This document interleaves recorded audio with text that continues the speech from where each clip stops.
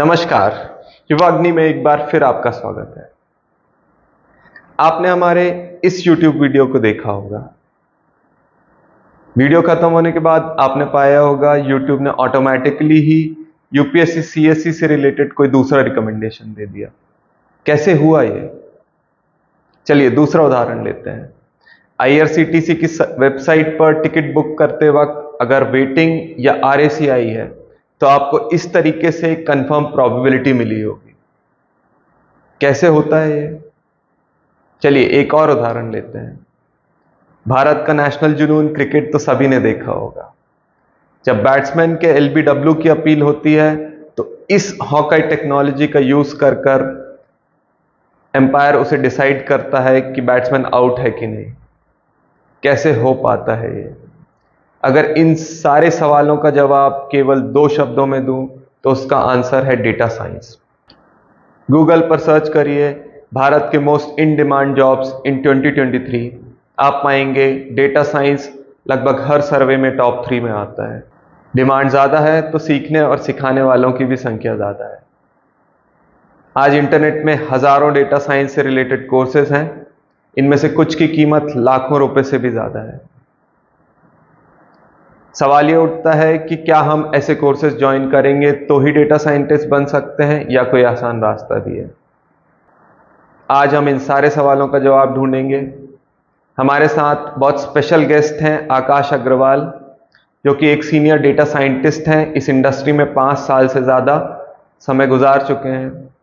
तो आइए इनकी इंटरेस्टिंग स्टोरीज को सुनते हैं और अपने सवालों का जवाब ढूंढते हैं। Let's welcome him. So guys, let's welcome Akash Agrawal.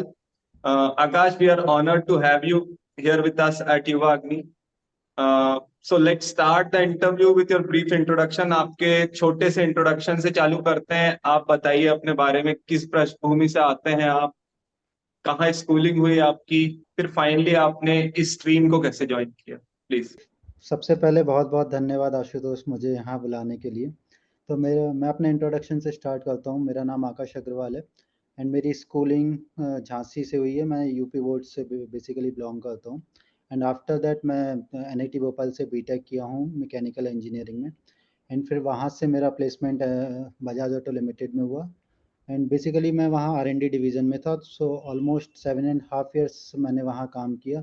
Then I move to T systems ICT India, जो कि एक जर्मन कंपनी है, डॉयचे टेलीकॉम, उसकी सब्सिडरी है। तो डॉयचे टेलीकॉम बेसिकली यूरोप की सबसे बड़ी टेलीकॉम प्रोवाइडर है। सो ये मेरा इंट्रोडक्शन है।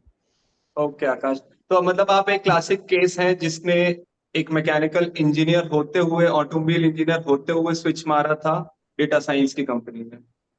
मतलब आपको पता लगा होगा कि data science now growing field, emerging field है, तो आपने डिसाइड किया उस टाइम कि मैं अपनी करियर पाथ जो है अब इसी को चुनूंगा। तो एक बार आप भी बताइए कि आपके दिमाग में क्या था जब आपने ये डिसीजन लिया कि now I am leaving an automobile company to join the data science stream, please. हाँ, तो जैसे मैंने बताया कि मैंने आर&डी ज्वाइन किया एक ऑटोमोबाइल कंपनी का। तो बाहर से देखने पे ऐसा लगता है कि ये दोनों अनरिलेटेड फील्ड है, बट एग्जैक्टली वैसा नहीं था। एक्चुअली जब मैंने स्टार्ट किया तो मैं काफ़ी लकी था कि वहाँ पे I was expose to a lot of data.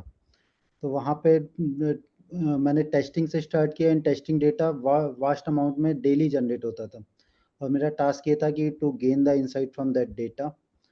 And क्योंकि बहुत सारा डेटा था तो ऑब्वियसली आई स्टार्टेड थिंकिंग कि is there any tool available so that I can automate the things and luckily I found Python that time. तो मैंने Python का use किया, सीखा पाइथन कैसे काम करता है, क्योंकि इससे पहले मैं मैकेनिकल बैकग्राउंड से हूँ तो मुझे प्रोग्रामिंग का उतना नॉलेज नहीं था। बट उसके बाद मैंने एक्सप्लोर करना स्टार्ट किया कि पाइथन में क्या हो सकता है, क्या नहीं हो सकता है। Then I started automating certain things. वो काम कर गया तो फिर मैं काफ़ी इंट्रिग्ड था कि पाइथन की क्या क्या कैपेबिलिटीज़ हैं, उनको यूज़ क्यों नहीं कर सकते बाकी जगह पे भी। तो फिर मैंने और एक्सप्लोर करना शुरू किया। तो फिर मैं पांडास, नमपाई और बहुत सारी लाइब्रेरीज़ हैं पांडास की जो कि यूज़फुल होती हैं डेटा एनालिसिस में, एक्सप्लोरेटरी डेटा एनालिसिस में and to gain the insight from data.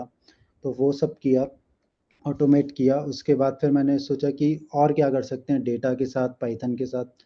तो फिर मुझे मशीन लर्निंग के बारे में पता चला और मैं लकी था कि जब मैं ये स्टार्ट कर रहा था तो ये काफ़ी ग्रोइंग फील्ड थी। तो और एक मुझे कुछ लोग वैसे भी मिल गए जो ऑलरेडी इस फील्ड में काम कर रहे थे। तो उन्होंने एक काइंड ऑफ राइट डायरेक्शन दे दिया कि इसका स्कोप क्या है, तुम क्या-क्या कर सकते हो। तो फिर मैंने और एक्सप्लोर शुरू किया and then I started on a path of learning. तो लर्निंग के टाइम पे भी शुरू में काफ़ी दिक्कत हुई क्योंकि रिसोर्सेज बहुत इजीली अवेलेबल नहीं थे या बहुत सारे रिसोर्सेज थे। तो वो भी एक प्रॉब्लम होती है क्योंकि आपको नहीं पता होता है कि सही में कौन सा रिसोर्स आपको यूज़ करना है जो कि कम समय में आपको राइट डायरेक्शन में ले जाए। तो शुरू में दिक्कत हुई बट लेकिन जब एक बार मुझे पता चल गया कि क्या रिसोर्सेज हैं, क्या मुझे पढ़ना चाहिए, क्या छोड़ना चाहिए, तो फिर काफ़ी एक्सेलरेटेड ग्रोथ हुई इस फील्ड में। एंड उसके बाद फिर बजाज ऑटो में मुझे ऐसा मतलब बहुत सारे यूज़ केस वहाँ पे भी थे जो जहाँ पे मैं अप्लाई कर पाया। But being a typical automobile company ये काफ़ी मतलब स्कोप ऑलमोस्ट ख़त्म हो गया था या फिर मुझे ऐसा लगता था कि स्कोप ख़त्म हो गया।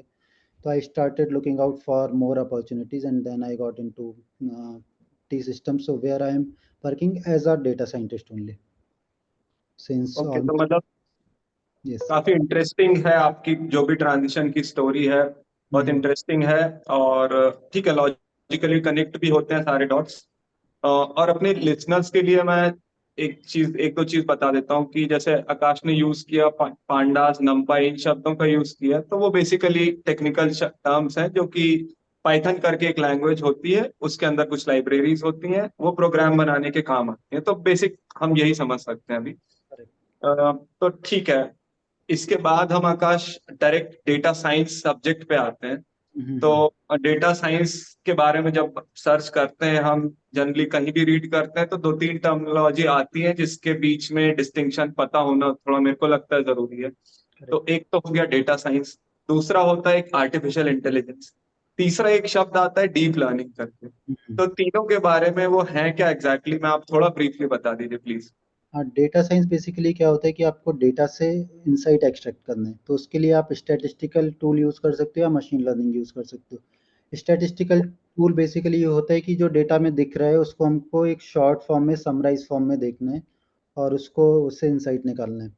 और जो आपका मशीन लर्निंग होता है वो क्या करता है कि जो हमको नहीं दिख रहा है या फिर हमको कुछ प्रेडिक्ट करना है कि भाई ये डेटा में अभी तक ऐसा हुआ है, तो आगे भी इस तरह का डेटा है तो क्या हो सकता है। तो वो एक काइंड ऑफ प्रेडिक्टिव एनालिसिस जिसको हम बोलते हैं वो उससे उसको हम मशीन लर्निंग में की सहायता से देख सकते हैं। तो ये बेसिक डिफरेंस हो गया data science and machine learning में कि मशीन लर्निंग की हेल्प हम लेते हैं to pursue data science. And फिर आपने आई थिंक यूज़ किया शब्द डीप लर्निंग या डीप आर्टिफिशियल लर्निंग। इंटेलिजेंस। पहले आर्टिफिशियल इंटेलिजेंस की बात करते हैं। तो आर्टिफिशियल इंटेलिजेंस ये होता है कि कोड या फिर अपनी लर्निंग का इस्तेमाल ऐसे करना कि मशीन वो काम कर सकें जिसमें जनरली ह्यूमन इंटेलिजेंस का रिक्वायरमेंट होता है, लाइक कंप्यूटर विजन। कि आपने कुछ कुछ भी फोटो देखा तो आप इमिडिएटली पहचान सकते हो कि ओके ये इमेज इस चीज़ की है। बट मशीन के लिए वो उतना ऑब्वियस नहीं होता है। तो अगर हम मशीन को इस तरह से ट्रेन कर दें कि वो सारे काम कर सके जो कि ह्यूमन कर सकता है। अगर आप एक एग्जांपल लें एक बहुत छोटी सी चीज़ का जो कि होता है कैलकुलेटर। कैलकुलेटर भी kind of artificial intelligence use करता है बिकॉज़ अगर आप 2 प्लस 3 करेंगे तो ह्यूमन भी 5 आंसर देगा एंड कैलकुलेटर भी 5 आंसर देता है। तो जो एडवांस वर्जन है जैसे कि natural language processing and computer vision, वो उन चीज़ों के लिए मोस्टली आर्टिफिशियल इंटेलिजेंस का यूज़ होता है। एंड फिर हम आते हैं डीप लर्निंग पे। तो डीप लर्निंग भी मशीन लर्निंग की ही एक ब्रांच है। तो उसमें बेसिकली क्या होता है कि हम जो एल्गोरिदम यूज़ करते हैं उसमें हम आर्टिफिशियल न्यूरल नेटवर्क्स का यूज़ करते हैं मेनली। तो अभी आपने काफ़ी सुना होगा जनरेटिव एआई के बारे में या फिर कंप्यूटर विजन प्रॉब्लम या फिर natural language processing. Chat GPT आजकल बहुत ट्रेंड में है। तो ये सब जो भी पॉसिबल हुआ है वो डीप लर्निंग की वजह से ही हुआ है। तो इन सब में Deep learning is a subset of machine learning, and artificial intelligence is a very umbrella sort of term. Correct. और में डीप लर्निंग और मशीन मशीन लर्निंग आते आते हैं। हैं, उसके अलावा भी काफी चीजें आती हैं, बट डीप लर्निंग और मशीन लर्निंग भी प्रेडोमिनेटली आते हैं। यस। तो अब आगे बढ़ते हैं बिल्कुल। नेक्स्ट जो हम इशू उठाएंगे या इशू डिस्कस करेंगे वो ये है कि मेरा जो ऑब्जर्वेशन है पर्सनल, वो यही है कि आज की तारीख में अगर डेटा साइंस के जॉब अगर कोई ढूंढ रहा है तो वो तीन कैटेगरी के लोग हैं। एक तो आजकल प्रॉपर ग्रेजुएशन कोर्स चालू हो गए डेटा साइंस में, आर्टिफिशियल इंटेलिजेंस में, तो वो लोग हैं, वो सबसे पहले दावेदार हैं। फिर एक वो लोग हैं जिन्होंने अपना ग्रेजुएशन किसी और दूसरी स्ट्रीम्स में किया है, but they have graduated just now, मतलब वो आजकल में ही एक आधा साल, एक साल पहले ही पास आउट हुए हैं। तीसरे वो लोग हैं जो ऑलरेडी जॉब्स में है, एक्सपीरियंस 6-7 साल का ले चुके हैं, now they want to transition to data science stream. तो इन तीनों के लिए क्या प्रॉपर जॉब्स अवेलेबल है मार्केट में आज की डेट में, और फ्यूचर प्रिडिक्शंस क्या हैं, और कहीं ये एक दूसरे को आउट कम्पीट तो नहीं कर रहे हैं, मीन्स ये सारे लोग एक दूसरे को आउट कम्पीट तो नहीं कर। देखिए जॉब्स तो रहने वाले हैं, अभी बहुत सारे जॉब्स अवेलेबल हैं और आगे भी रहने वाले हैं क्योंकि फ्यूचर इसी चीज़ का है। काफ़ी ग्रोइंग फील्ड है तो डेफिनेटली फ्यूचर तो है, स्कोप है जॉब का। और दूसरा क्वेश्चन आपने पूछा कि 3 लोग बेसिकली हैं फर्स्ट। तो देखिए जो लोग को इस फील्ड में ही ग्रेजुएट किए उनके पास एक हेड स्टार्ट है एंड उनके लिए थोड़ा ईज़ी होगा जॉब लेना right from the college. They can start right from the college. But जिन लोगों ने ग्रेजुएशन इस फील्ड में नहीं किया है, उनके लिए थोड़ा-सा डिसएडवांटेज बस यही है कि they can not start right away, but they can learn, they can go on a learning path, make themselves prepared and eligible for this role. So I think for graduate who have just graduated, उनके लिए मुझे नहीं लगता है कि 6 महीने से 1 साल का ही पीरियड बहुत ज़्यादा होगा। तो इस पीरियड में वो लर्न कर सकते हैं एंड अपने आप को एलिजिबल बना सकते हैं इस फील्ड के लिए। और जो लोग ऑलरेडी जॉब कर रहे हैं तो वो भी स्टार्ट कर सकते हैं, उनको भी 6 महीने 1 साल लगेगा तैयारी करने के लिए। फिर उनको अपनी ही फील्ड में कुछ ऐसा अपॉर्चुनिटी या प्रोजेक्ट ढूंढना होगा जहाँ पे वो ये चीज़ अप्लाई कर पाएँ, तो उनको उस फील्ड में भी वर्क एक्सपीरियंस मिलेगा। And if they are getting enough opportunity in their own company, then they can continue in the same company, or else they can look for other opportunities. So there are different options for them. ठीक है, ठीक है, आपने बहुत अच्छे से explain किया तीनों कैटेगरी के लोगों के लिए क्या क्या सिनेरियो हो सकते हैं। अब शुरू से शुरू करते हैं कि अगर कोई व्यक्ति डेटा साइंस स्ट्रीम में आना चाहता है Mhm. तो उसके लिए क्या एप्टीट्यूड होना चाहिए, कैसा स्किल सेट होना चाहिए आपके पास कि आप इस फील्ड में अच्छे से थ्राइव कर सकें, अच्छे से ग्रो कर सकें। एक्चुअली होता क्या है कि हमें बहुत सारे लोग मशीन लर्निंग या डेटा साइंटिस्ट शुरू करते हैं, पढ़ लेते हैं और उनको लगता है कि कुछ लाइब्रेरीज हैं उनका यूज़ करके we can excel in this field, but that is not the case. आपको मैथमेटिक्स, आपका बेसिक फाउंडेशन काफ़ी अच्छा होना चाहिए, आपको पता होना चाहिए कि हर एल्गोरिदम काम कैसे कर रही है। एंड सेकंड चीज़ जो है वो आपकी प्रैक्टिकल अप्रोच होनी चाहिए कि कोई भी प्रॉब्लम अगर आपको दी जा रही है तो आपको ये पता होना चाहिए कि इसके पीछे का बिजनेस गोल क्या है। अगर आपने कोई मॉडल ट्रेन किया है फॉर दिस पर्टिकुलर प्रॉब्लम, तो उसका आगे यूज़ कैसे होने वाला है, क्योंकि उस पर बहुत सारी चीज़ें डिपेंड करेंगी कि आप अपने मॉडल को ट्यून कैसे कर रहे हैं। तो एक एग्जांपल मैं आपको देता हूँ कि सपोज़ आपको प्रॉब्लम दी गई कि कोई कंपनी है, उसका बहुत सारा डेटाबेस है एंड वो ये पता करना चाह रहे हैं कि कितने लोग चर्न करने वाले हैं इन नेक्स्ट क्वार्टर। तो बाय चर्न आई मीन कि कितने लोग आपकी कंपनी छोड़ के आपके कॉम्पिटिटर के पास जाने वाले हैं। तो आप वो प्रेडिक्ट करेंगे। इन तो फर्स्ट क्वेश्चन ये आना चाहिए, ठीक है प्रेडिक्ट कर लिया, बट उसके बाद क्या, नेक्स्ट क्या करने वाले हैं। तो लेट्स से आपको पता चला कि company will provide one offer to those people who are going to churn. तो उसके बाद क्या होगा कि आप अपना मॉडल ट्रेन करेंगे, लेकिन अभी आपको ये नहीं पता है कि किस डायरेक्शन में मेरे को मॉडल ट्रेन करना है। दो चीज़ें हो सकती हैं कि या तो आप जितने ज़्यादा ऐसे लोग हैं जो चर्न करने वाले हैं उनको पकड़ पाएँ या मॉडल आपका प्रेडिक्ट कर पाए, या फिर ये हो सकता है कि मॉडल जो भी लोगों को प्रेडिक्ट कर रहा है कि भाई ये लोग चर्न करने वाले हैं, वो एकदम प्रिसाइज होना चाहिए। तो इसके पीछे के दो लॉजिक हो सकते हैं कि लेट्स से कि अगर कंपनी एक ऑफ़र देने वाली है, वो ऑफ़र की कॉस्ट लोगों को रोकने की कॉस्ट से काफ़ी कम है, तो फर्स्ट सिनेरियो काफ़ी सही रहेगा कि आप ज़्यादा से ज़्यादा लोगों को जो चर्न करने वाले हैं उनको रोक लें, क्योंकि कंपनी को बड़ा फ़ायदा होने वाला है। अगर एक आध लोग ऐसे भी आ गए जो चर्न करने वाले नहीं थे, उनको भी ऑफ़र दे दिया, तो कंपनी को बहुत बड़ा नुकसान नहीं होने वाला है। लेकिन दूसरे केस में क्या होगा कि अगर आप जो ऑफ़र की कॉस्ट है वो ऑलमोस्ट सिमिलर या थोड़ी-सी कम है, लोगों को रोकने की कॉस्ट से। तो उस केस में क्या होगा कि अगर आपने 2-3 लोग ऐसे बता दिए, let's say you are predicting 10 people as probable churner, उसमें से लेट्स से अगर 7 लोग तो सच में चर्न करने वाले थे, लेकिन 3 लोग चर्न नहीं करने वाले थे। तो वो आपने 3 लोगों को और ऑफ़र दे दिया और उससे जो ओवरऑल कॉस्ट बचने वाली थी, उसमें कुछ ज़्यादा फ़ायदा नहीं हुआ। तो आपको मॉडल को बिज़नेस गोल के अकॉर्डिंग ट्यून करना पड़ेगा, तो उसके लिए आपकी प्रैक्टिकल अप्रोच काफ़ी काम में आती है। तो थ्योरी के साथ-साथ आपको प्रैक्टिकल अप्रोच भी आप टू अंडरस्टैंड बिज़नेस गोल की एक्चुअल बिज़नेस गोल क्या है, उसके हिसाब से आप अगर आगे बढ़ेंगे, तो काफ़ी ईज़ी रहेगा। ओके, मतलब सिर्फ मॉडल रन करने आना एक क्राइटेरिया नहीं होता, उसकी समझ कि उसे कैसे हम प्रैक्टिकली इम्प्लीमेंट करेंगे वो समझ डेवलप करना बहुत जरूरी है। करेक्ट, क्योंकि क्या होता है ना कि you can be placed in any company, तो आपको हर चीज़ का डोमेन एक्सपर्टीज़ नहीं होगा। तो आपको राइट काइंड ऑफ क्वेश्चंस पूछने आने चाहिए, आपको ये पता होना चाहिए कि मेरे को क्या फीचर्स लगने वाले हैं, उन फीचर्स को कैसे आइडेंटिफ़ाई करना है। तो बिज़नेस पर्सन से आपको बात करनी पड़ेगी कि भाई लोगों को क्या प्रॉब्लम हो रही है, जो आप एक्चुअल में सॉल्व करने वाले हैं। तो क्या-क्या प्रोबेबल रीज़न्स हो सकते हैं उस प्रॉब्लम के। तो उस टाइप से हम अगर उस टाइप से अगर हम देखेंगे प्रॉब्लम को, तो काफ़ी ईज़ी रहेगा। आप एक्सेल भी कर पाएँगे इस फ़ील्ड में एंड आपकी एक ओवरऑल ग्रोथ के चांसेस काफ़ी बढ़ जाएँगे। बिल्कुल बिल्कुल। तो आप एक जो रियल टाइम का सिनेरियो जो मैंने ऑब्जर्व किया है अभी, हुँ, हुँ।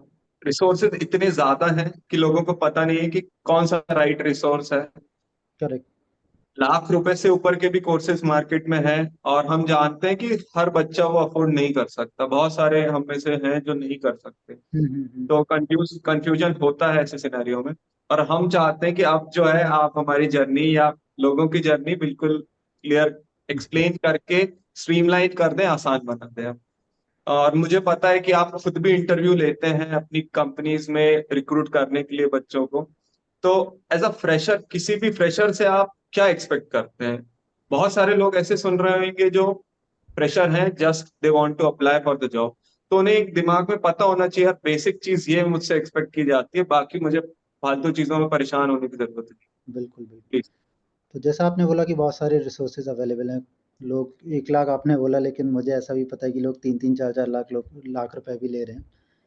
लेकिन बहुत सारे रिसोर्सेज़ ऐसे हैं जो कि फ्री में अवेलेबल हैं। आपको 1 रुपया भी खर्च नहीं करना पड़ेगा और आप जो रिक्वायर्ड इन्फॉर्मेशन है, रिक्वायर्ड नॉलेज है, वो ले सकते हैं। आपसे सिर्फ़ एक ही चीज़ रिक्वायर्ड है, वो है आपका टाइम एंड डेडिकेशन। ठीक है? तो जैसे आपने बात की कि जो लोग जस्ट पास आउट हैं, उनके पास पैसे नहीं होंगे डेफ़िनेटली, बट उनके पास टाइम बहुत होता है। तो if they apply their time in right direction, they can learn easily.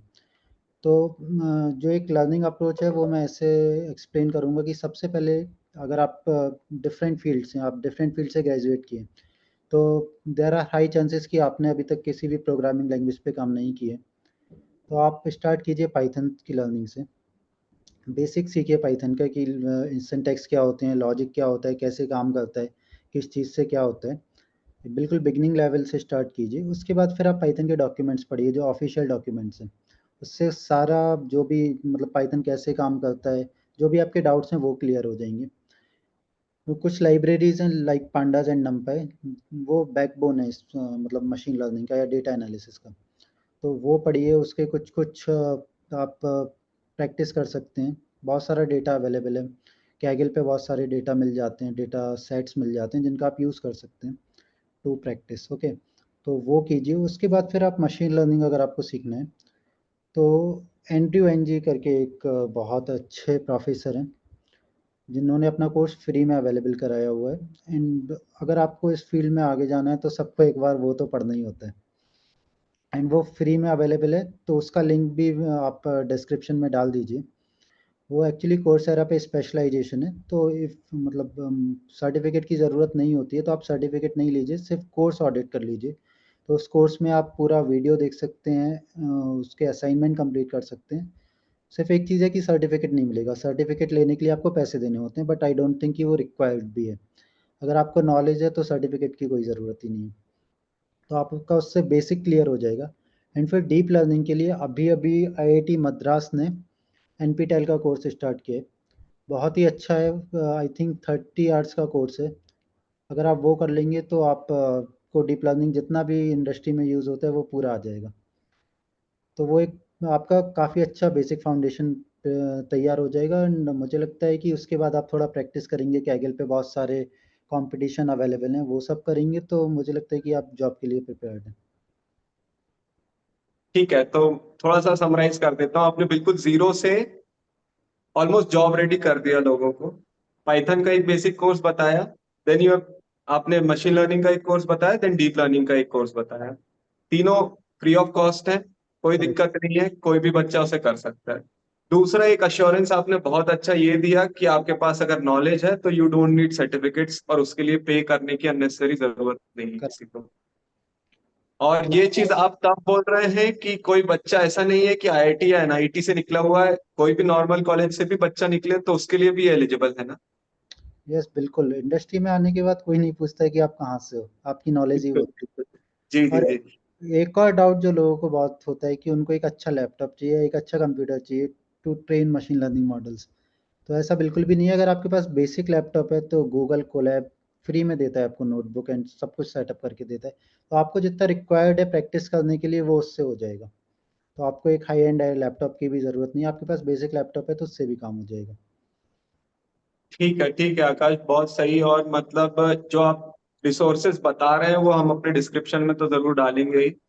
अब मैं एक नेक्स्ट थोड़ा सा, मुझे लगता है एंड का, और एक बार आप थोड़ा एक्सप्लेन कर दें कि वंस अगर एक बच्चे ने सब कुछ कर लिया जितना आपने बताया है, तो उसके बाद अब उसको इंडस्ट्री में एंटर करने के लिए क्या करना पड़ेगा? मतलब उसको रेफरेंसेस की जरूरत है, वो अप्लाई कैसे करे?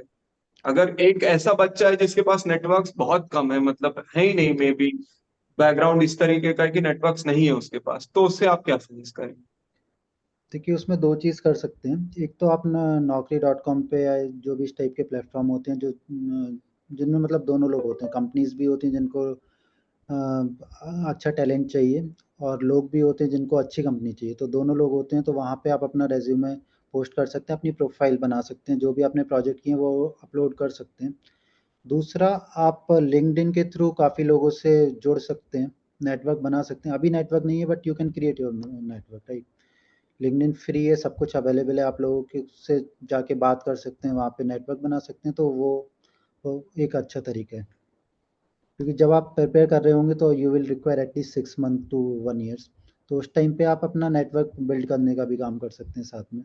तो जब आप जॉब रेडी होंगे तो उस टाइम पे आपके नेटवर्क ऑलरेडी इतना बन गया होगा कि आपको रेफरेंसेस मिल जाएंगे एंड इंटरव्यू कॉल्स आ जाएंगे। उसके बाद फिर आपका काम है। ठीक है, मतलब नेटवर्क बनाने से बिल्कुल हिचकना नहीं है, अगर नेटवर्क्स नहीं है तो बनाए। लिंक्डइन जैसे रिसोर्सेज हैं, नौकरी.com जैसे साइट्स हैं जहाँ पे अप्लाई किया जा सकता है। जी बिल्कुल। और एक लास्ट क्वेश्चन और मैं पूछूंगा, क्या इंटर्नशिप या प्रोजेक्ट्स इस तरीके की चीजें करना कोई नेसेसिटी होती है फ्रेशर के लिए? मैं बोलूँगा हाँ, मतलब प्रोजेक्ट बहुत सारे अवेलेबल हैं, कैगिल पे आप देखेंगे तो बहुत सारे हैं। उस पे उनका कम्युनिटी फोरम भी होता है हर एक प्रोजेक्ट से रिलेटेड। तो आप अपना जो भी आपने सीखा है उसके हिसाब से आप अपना प्रोजेक्ट कंप्लीट कीजिए। वहाँ पे अपना स्कोर चेक कीजिए, फिर देखिए कि कहाँ कमी रहेगी। बहुत सारे लोगों ने काफ़ी अच्छा स्कोर वहाँ पे किया हुआ होता है। तो आप उनका एक फोरम भी होता है, डिस्कशन फोरम होता है, उसको ज्वाइन कीजिए, वहाँ से काफ़ी अच्छा सीखने को मिलता है आपको। ठीक है, मतलब सारे एंगल से एफर्ट्स लगाने हैं, अच्छे से मेहनत करनी है तो इजीली अपना काम हो जाएगा। करेक्ट। तो अब थोड़ा सा पर्सनल लेवल पे आते हैं कि आपने एज एन इंटरव्यूअर हजारों लोगों के इंटरव्यू लिए होंगे, हजारों तो खैर ज्यादा बोल दिया मैंने, but you must have taken hundreds of interviews. Yes तो यस। इतने लोगों का इंटरव्यू लिया तो आपको एक कोई बेसिक फंडामेंटल सी मिस्टेक समझ में आई होगी कि यार तुम लोग सब सही कर रहे हो, बस ये क्यों नहीं सही करके आते हो? तो ऐसा कुछ जो फ्रेशर्स मतलब सीरियसली ये मिस्टेक करते रहते हो, आप वो पॉइंट आउट कर दीजिए तो शायद फ्यूचर में बच्चे ना करें। फ्रेशर्स ही नहीं, एक्सपीरियंस लोग भी ये मिस्टेक करते हैं बेसिकली। तो वो बेसिकली करते क्या है कि उनको ऐसा लगता है कि जो भी बज़वर्ड है अगर वो मैंने रिज्यूमे में डाल दिए तो मेरा काम हो गया। जैसे साइकिट लर्न एक लाइब्रेरी है मशीन लर्निंग की, लोग डाल देते हैं कि मुझे साइकिट लर्न आता है, स्पार्क आता है, डीप लर्निंग आती है, मैंने मोस्ट एडवांस्ड नेटवर्क यूज़ किया है जो डीप लर्निंग के होते हैं। बट उनको बेसिक आर्किटेक्चर नहीं पता होता, बेसिक उनका फाउंडेशन ही क्लियर नहीं होता है।